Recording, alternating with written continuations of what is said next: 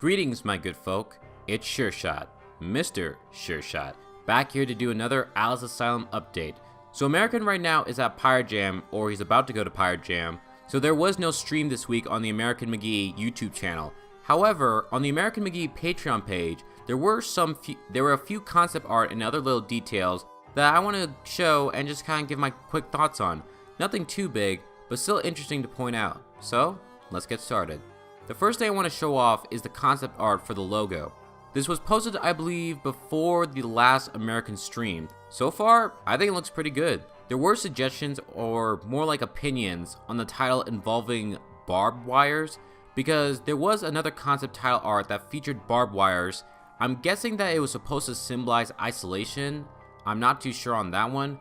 It's still unknown if barbed wires will be an added feature, but the thought of it would be fascinating, even though I'm not too sure if barbed wire was invented this early on in the 1800s, because this is a prequel, but we'll just have to wait to see about that.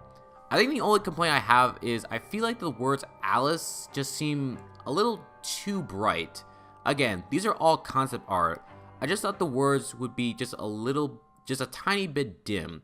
But that's just my only criticism. Overall, it's pretty to look at, and we'll probably get more concept art like this in the future. Some other interesting pieces are the merch. As you can see in this picture, it's kind of like a Funko Pop toy. These are just a few ideas for the possible merch of the future game, but we'll see how that turns out. I'm still waiting for a Cheshire Cat ragdoll. Make it happen. In my last video, near the end, I talked about the whole idea of Alice Asylum being open world. I described an art piece that showed Alice in this valley, and there were chess pieces all around her. Well, it seems like that art is finally complete, and this is what we have. I don't have too much to say about this, but this was pretty much what I was describing in the last video. Just look how vast everything is. Look how enormous those white chess pieces are. This is the definition of scenery porn. However, I do reconcile that not a lot of people will be welcome to this change, I guess. Because wide open sandbox games are still a little iffy with a lot of people.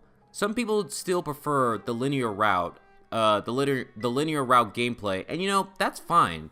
But American is really confident about this third installment, that kind of exploring more exotic gameplays as Alice.